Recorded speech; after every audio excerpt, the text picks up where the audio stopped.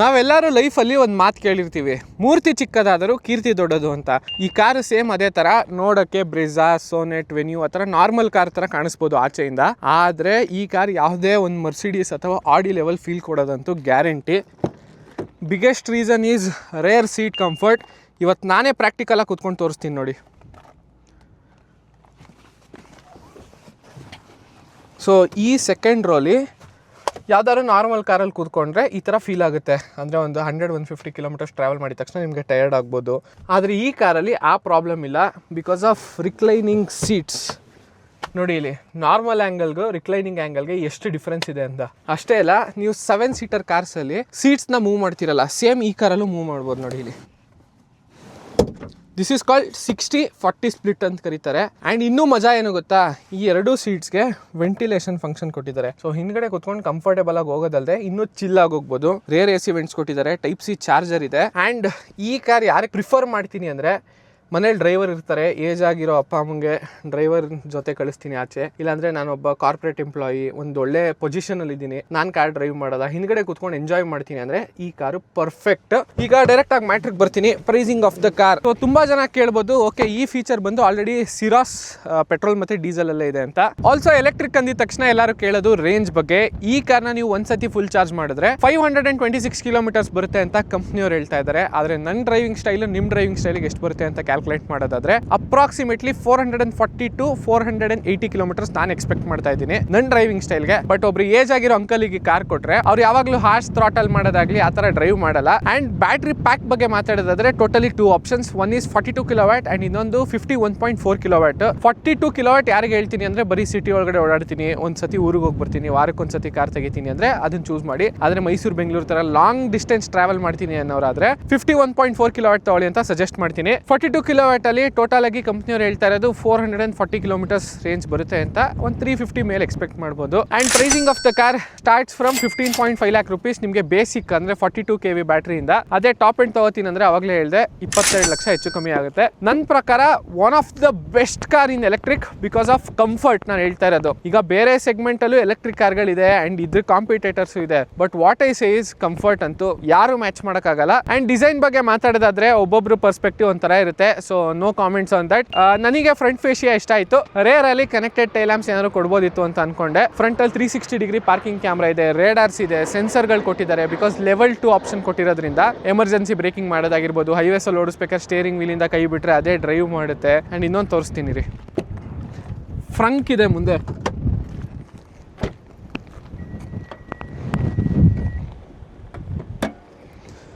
Approximately 15 litres charger ಇಡೋಕ್ಕೆ ಅಂತ ಕಂಪ್ನಿಯವ್ರು ಕೊಡೋದು. But ನಾವು ಯಾರು ಯೂಸ್ ಮಾಡಲ್ಲ, ಗೋವಾಗೆ ಹೋದಾಗ ಮಾತ್ರ ಯೂಸ್ ಮಾಡ್ಕೋತೀವಿ.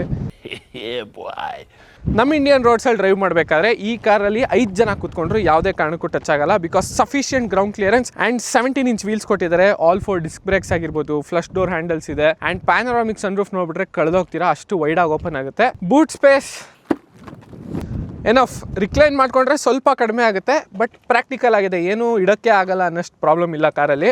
Another advantage here is the charger. ಎಲ್ಲ ಕಾರಲ್ಲೂ 3.3 ಕಿಲೋವ್ಯಾಟ್ ಚಾರ್ಜರ್ ಕೊಟ್ಟರೆ ಕಿಯಾ ಅವರು 7.3 ಕಿಲೋವ್ಯಾಟ್ ಚಾರ್ಜರ್ ಕೊಡ್ತಾ ಇದ್ದಾರೆ. ಸೊ ಇದನ್ನ ನೀವು ಎಲ್ಲಿ ಬೇಕಾದರೂ ಕ್ಯಾರಿ ಮಾಡ್ಬೋದು. ಅಕಸ್ಮಾತ್ ಹೋಟೆಲ್ಗೆ ಹೋಗ್ತಾ ಇದ್ದೀನಿ, ಹೋಮ್ ಸ್ಟೇಲ್ ಎಲ್ಲಾದರೂ ಉಳ್ಕೋತಾ ಇದ್ದೀನಿ ಅಂದರೆ ಈ ಚಾರ್ಜರ್ನ ಯೂಸ್ ಮಾಡಿಕೊಂಡು ನಿಮ್ಮ ಕಾರ್ನ ಅಪ್ರಾಕ್ಸಿಮೇಟ್ಲಿ 4 ಅವರ್ಸಲ್ಲಿ ಚಾರ್ಜ್ ಮಾಡ್ಬೋದು. ಅದೊಂದು ಕಡೆ ಅಡ್ವಾಂಟೇಜ್. ಆದರೆ ಇನ್ನೊಂದು ಬಂದು charging speed of the car. ಇದರ ಚಾರ್ಜಿಂಗ್ ಲಿಡ್ ಸ್ವಲ್ಪ ಬೇರೆ ಕಡೆ ಪ್ಲೇಸ್ ಮಾಡಿದ್ದಾರೆ ನೋಡಿ.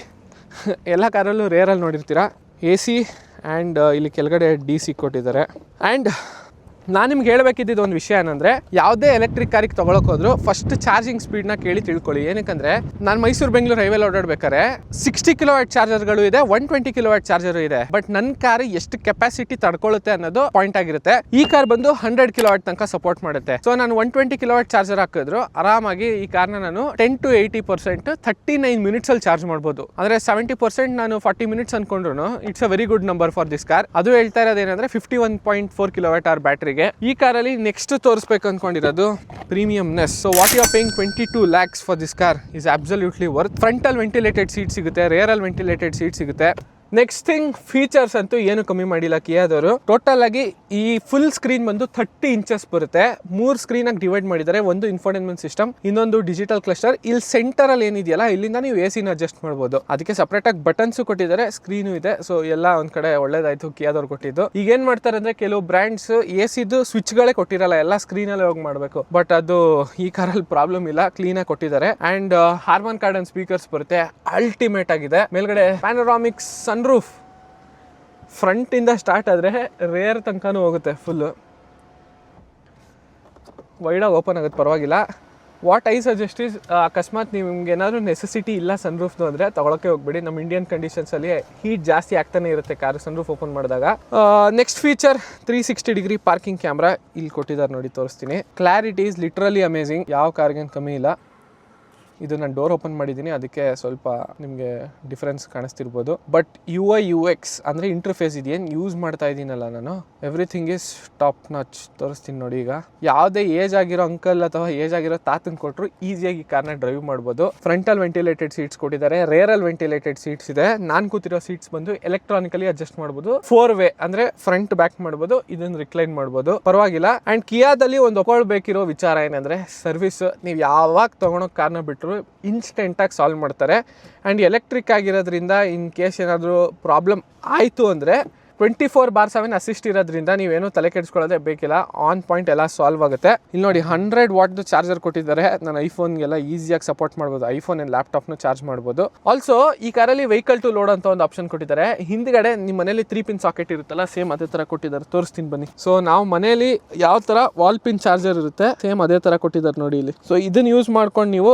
ಏನಾದರೂ ಲ್ಯಾಪ್ಟಾಪ್, ಯಾವ್ದಾದ್ರು ಗೇಮಿಂಗ್ ಲ್ಯಾಪ್ಟಾಪ್ಸ್ ಇದ್ರೆ ಅದನ್ನು ಚಾರ್ಜ್ ಮಾಡ್ಬೋದು. ಇಲ್ಲ ಏನಾದರೂ ನೀವು ಮಿಕ್ಸರ್ ಏನಾದರೂ ಯೂಸ್ ಮಾಡ್ಕೊಂಡು ಜ್ಯೂಸ್ ಮಾಡ್ತೀನಿ ಅಂದರೆ ಅದನ್ನು ಮಾಡ್ಬೋದು. Everything can be done here it self. ಕಾರ್ದು ಗೇರ್ ಲಿವರ್ ಸ್ವಲ್ಪ ವಿಚಿತ್ರವಾಗಿದೆ. ಯೂಶಲಿ ನೀವು ಸೆಂಟರ್ ಕನ್ಸೋಲಲ್ಲಿ ನೋಡ್ತೀರಾ, ಆದರೆ ಕಿಯಾದವರು ಇಲ್ಲಿ ಕೊಟ್ಟಿದ್ದಾರೆ. ಇದನ್ನ ನೀವು ಹ್ಯುಂಡೈ ಕ್ರೆಟಾಲ್ ನೋಡಿರ್ತೀರಾ, ಕಿಯಾ ಕ್ಯಾರೆನ್ಸ್ ಕ್ಲಾವಿಸಲ್ಲಿ ನೋಡಿರ್ತೀರಾ. ಡಿಸೈನ್ ವಿಚಿತ್ರ ಆದರೂ ಯೂಸ್ ಮಾಡೋಕ್ಕೆ ತುಂಬಾನೇ ಈಸಿ. ಆ್ಯಕ್ಚುಲಿ ನೀವೇನು ಡ್ರೈವ್ ಮಾಡಬೇಕಾದ್ರೆ ರಿವರ್ಸ್ ಎಲ್ಲ ತೆಗಿಬೇಕಂದ್ರೆ ಪಟ್ ಅಂತ ಇಲ್ಲೇ ಆಪರೇಟ್ ಮಾಡಿ ಕಾರ್ನ ಸ್ಟಾರ್ಟ್ ಮಾಡ್ಬೋದು. And even engine start stop button ನೀವು ಇಲ್ಲಿ ಲೆಫ್ಟ್ ಸೈಡಲ್ಲಿ ನೋಡಿರ್ತೀರಾ, ಇಲ್ಲ ಸೆಂಟರ್ ಕನ್ಸೋಲಲ್ಲಿ ಇರುತ್ತೆ. ಆದರೆ ಈ ಕಾರಲ್ಲಿ ನೋಡಿ, ಈ ಬಟನ್ನೇ ಕಾರ್ನ ಆನ್ ಮಾಡೋದಾಗಿರಲಿ ಆಫ್ ಮಾಡೋದಾಗಿರಲಿ ಎಲ್ಲ ಇಲ್ಲಿಂದಲೇ ಮಾಡ್ಬೋದು. ಈ ಕಲರ್ ಸ್ವಲ್ಪ ಬೇರೆದಾಗಿ ಕೊಡ್ಬೋದಿತ್ತು ನನ್ನ ಪ್ರಕಾರ. ನಿಮಗೆ ಏನು ಅನ್ನಿಸ್ತು ಅಂತ ಕಮೆಂಟ್ ಸೆಕ್ಷನಲ್ಲಿ ಕಮೆಂಟ್ ಮಾಡಿ. Drive modes eco, normal and sport. Performance ಅಂತೂ ಸಾಕಾಗಿದೆ, ಬಿಕಾಸ್ 170 PS ಗಿಂತನೂ ಜಾಸ್ತಿ ಪ್ರೊಡ್ಯೂಸ್ ಮಾಡುತ್ತೆ. ಇನ್ನೇನು ಬೇಕು ಕಾರಲ್ಲಿ, ಪರ್ಫಾರ್ಮೆನ್ಸ್ ಸಿಗ್ತಾ ಇದೆ, ರೇಂಜ್ ಇದೆ, ಕಂಫರ್ಟ್, ಫೀಚರ್ಸ್ ಎಲ್ಲ ಕೊಟ್ಟಿರೋದ್ರಿಂದ ಟಾಪ್ ನಾಚ್. ಬಟ್ ಸೇಫ್ಟಿ ಬಗ್ಗೆ ಕೇಳ್ತೀರಾ, ಕಿಯಾ ಸಿರಾಸ್ಗೆ already 5 star crash test safety rating ಸಿಕ್ಕಿದೆ. ಇನ್ನೇನು ನೀವು ಯೋಚನೆ ಮಾಡೋದೇ ಬೇಕಿಲ್ಲ.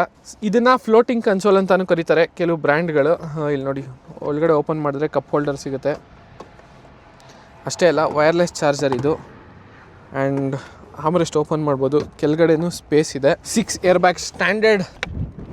ಕಾರ್ ಡಿಸೈನ್ ನೋಡೋದಾದರೆ ಮ್ಯಾಟ್ ಫಿನಿಷಲ್ಲಿದೆ. ನನಗೆ ವೈಟ್ ಆ್ಯಂಡ್ ಬ್ಲ್ಯಾಕ್ ಕಲರ್ ತುಂಬ ಇಷ್ಟ ಆಯಿತು. ಸೊ ಯಾರೆಲ್ಲ ಒಂದು ಎಲೆಕ್ಟ್ರಿಕ್ ಕಾರ್ ಪರ್ಚೇಸ್ ಮಾಡಬೇಕು ಅಂತಿದ್ದೀರಾ, with comfort, feature, performance, everything, Kia Syros ಇವಿನ ಕನ್ಸಿಡರ್ ಮಾಡ್ಬೋದು. ಈ ಕಾರ್ನ ನಾನು ಆನೆಸ್ಟಾಗಿ ಹೇಳಬೇಕು ಅಂದರೆ ಬೇರೆ ಕಾರ್ಸಿಗೆ ಕಂಪೇರ್ ಮಾಡೋಕ್ಕಾಗಲ್ಲ, because of rear seat comfort. Range ಏನೇ ಆಗಿರ್ಬೋದು, ಫೀಚರ್ಸ್ ಏನೇ ಆಗಿರ್ಬೋದು, ಬಟ್ ಕಂಫರ್ಟ್ ಇದೆಯಲ್ಲ ಬೇರೆ ಕಾರ್ಸ್ ಮ್ಯಾಚ್ ಮಾಡೋಕ್ಕಾಗಲ್ಲ. ಅದನ್ನೇ ಹೇಳಿದ್ದು ನಾನು. ಡ್ರೈವರ್ ಇರ್ತಾರೆ ಮನೆಯಲ್ಲಿ, ನಾನು ಯಾವಾಗಲೂ ಹಿಂದ್ಗಡೆ ಸೀಟ್ಸಲ್ಲೇ ಕೂತ್ಕೊಂಡು ಟ್ರಾವೆಲ್ ಮಾಡೋದು ಅಂದರೆ ಇದೊಂಥರ ಬೆಸ್ಟ್ ಆಪ್ಷನ್. ಚಾರ್ಜಿಂಗ್ ಸ್ಪೀಡ್ ಜಾಸ್ತಿ ಇದೆ, ತೊಗೊಂಡೋಗಿ ಹಾಕಿದ್ರೆ 10-15 ನಿಮಿಷ ಚಾರ್ಜ್ ಮಾಡಿದ್ರೆ ಆರಾಮಾಗಿ ಮೈಸೂರಲ್ಲಿ ಇರೋರು ಬೆಂಗಳೂರಿಗೆ ಬರ್ಬೋದು. ಡಿಸೈನು ನಾನು ಹೇಳಿದೆ, ನಿಮಗೆ ಇಷ್ಟ ಆದರೆ ಆಗುತ್ತೆ, ಇಲ್ಲದೇ ಇಲ್ಲ ಅಂತ. ಬಟ್ ನನ್ನ ಒಪಿನಿಯನ್ನಲ್ಲಿ 27 ಲಕ್ಷಕ್ಕೆ ಒಂದು ಕಡೆ ಕಾರ್ ಅಂತೂ ಟೋಟಲ್ ವರ್ತಿದ್ದು. 5-6 ವರ್ಷ ನಾನು ಕಂಟಿನ್ಯೂಸ್ ಆಗಿ ರನ್ ಮಾಡ್ತೀನಿ ಅಂದರು ಏನು ಪೆಟ್ರೋಲ್ ಡೀಸೆಲ್ ಖರ್ಚಾಗ್ತೀನಿ, ಅದನ್ನು ಈ ವಿಲ್ ರಿಕವರ್ ಮಾಡ್ಕೊಬೋದು. ಅಷ್ಟೊಂದು ಆಪ್ಷನ್ಸ್ ಇದೆ ಕಾರಲ್ಲಿ. ಇಷ್ಟ ಆಗಿದ್ರೆ ಲೈಕ್ ಮಾಡಿ, ಇಲ್ಲಾಂದರೆ ಕಮೆಂಟ್ ಸೆಕ್ಷನಲ್ಲಿ ಕಮೆಂಟ್ ಮಾಡಿ. ಆ್ಯಂಡ್ ಇದೇ ಥರ ಕನ್ನಡದಲ್ಲಿ ಕಾರ್ಸ್ ರಿಲೇಟೆಡ್ ಕಾಂಟೆಂಟ್ ಬೇಕು ಅಂದರೆ ಐ ಫೀಲ್ ಕನ್ನಡ ಅಕೌಂಟ್ನ ಫಾಲೋ ಮಾಡ್ಕೊಳ್ಳೋದನ್ನು ಮರಿಬೇಡಿ.